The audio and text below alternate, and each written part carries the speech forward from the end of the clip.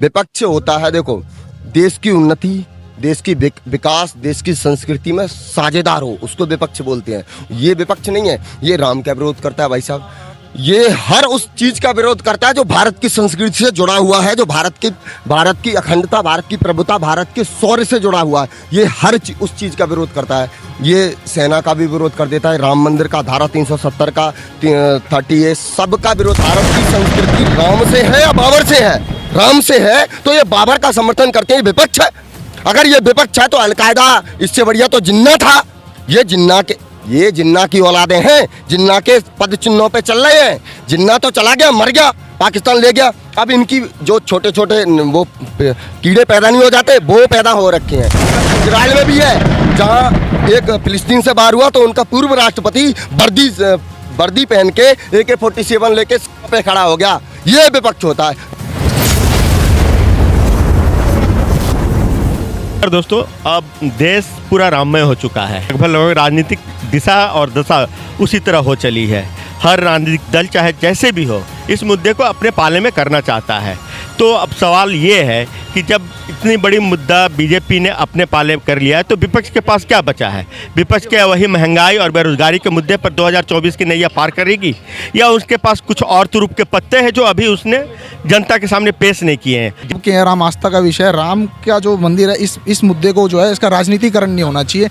ये जो है राजनीति के लिए इसका इस्तेमाल नहीं होना चाहिए। चाहे वो कोई भी पार्टी हो, राजनीति के लिए अगर इस्तेमाल करती है तो वो गलत है, हम उसका विरोध करते हैं। आपका क्या कहना है सर? देखो, पहले तो मैं इस बारे में 4 लाइन बोलूँगा।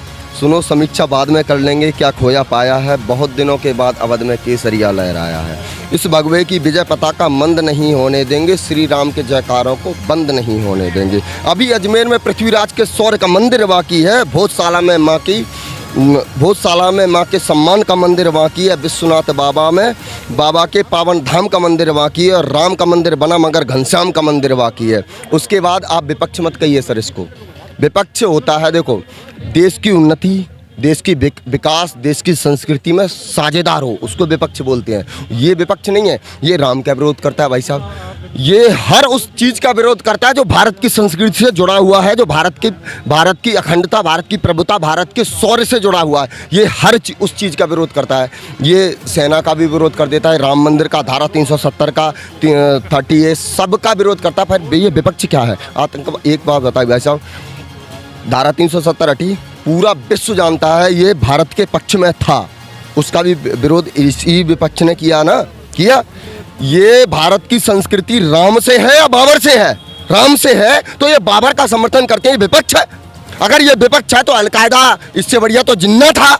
ये जिन्ना की औलादें हैं, जिन्ना के पद चिन्हों पे चल रहे हैं। जिन्ना तो चला गया, मर गया, पाकिस्तान ले गया। अब इनकी जो छोटे छोटे वो कीड़े पैदा नहीं हो जाते, वो पैदा हो रखे हैं।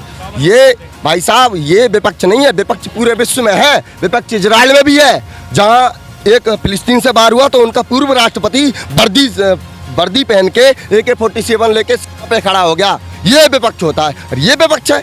ये विपक्ष 21 जून को जब हम योग दिवस मनाते हैं, उसका भी विरोध करता है। यार, पूरा विश्व दुनिया को क्या देता है? कोई युद्ध देता है, कोई हथियार देता है, कोई गंदी राजनीति देता है, कोई आतंकवाद देता है। इकलौता भारत ऐसा जो स्वास्थ्य बांट रहा है।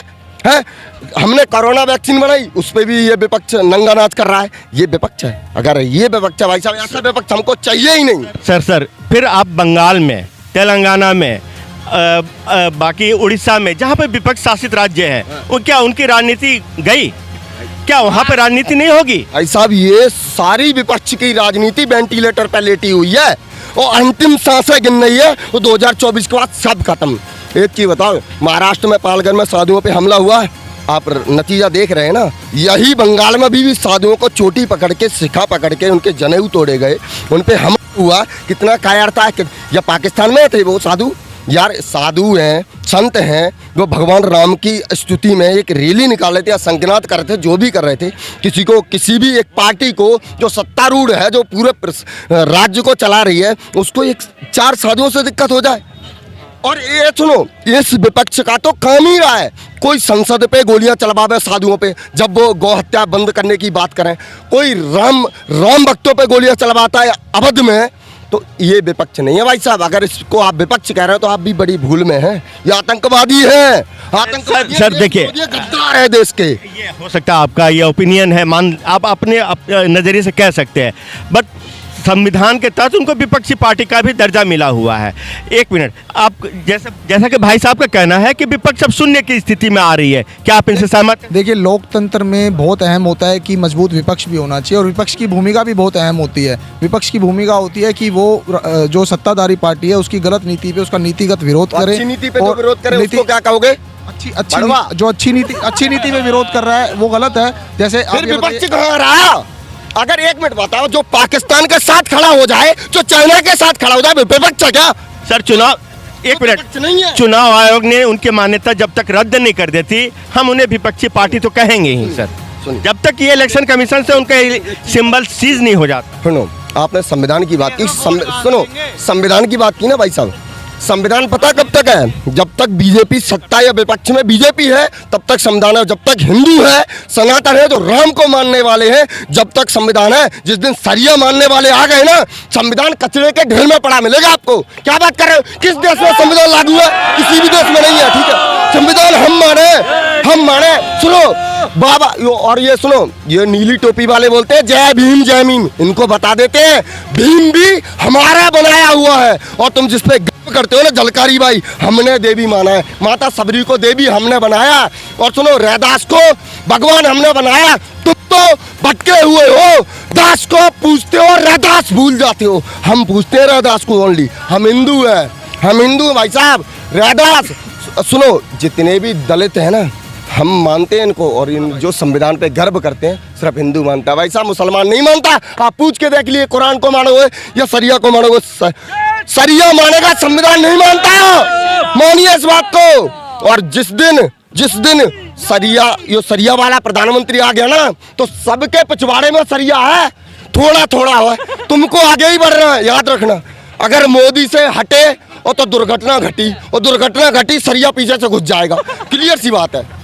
देखिए, माननीय मोदी जी का 2019 में जब राम मंदिर का फैसला आया था तो ये ट्वीट आया था कि ये किसी की हार नहीं है। तो हमें ये कहना है, राम मंदिर, राम राष्ट्र धरोहर है, राम सबके पूर्वज है, चाहे वो हिंदू हो चाहे मुसलमान हो। तो अब मैं ये कहना चाहता हूँ कि इतने संघर्ष और उसके बाद हमारा राम मंदिर बनने जा रहा है। हमारा सौभाग्य है कि हमारे जीवन काल में ऐसा होने जा रहा है। तो अब हमें इसमें ये नहीं कहना चाहिए कि राम आंदोलन में इसने ज़्यादा काम किया या उसने ज़्यादा काम किया। हमें सबको मिलकर इसका सर मुद्दा वो नहीं है, मुद्दा ये है कि अभी जैसे पूरा राममय माहौल बन गया है, पूरे देश में राम लहर चल रही है और मोदी उसके चेहरा बने हुए हैं, तो क्या विपक्ष के लिए अब राजनीति का स्पेस कितना बचा है देश में?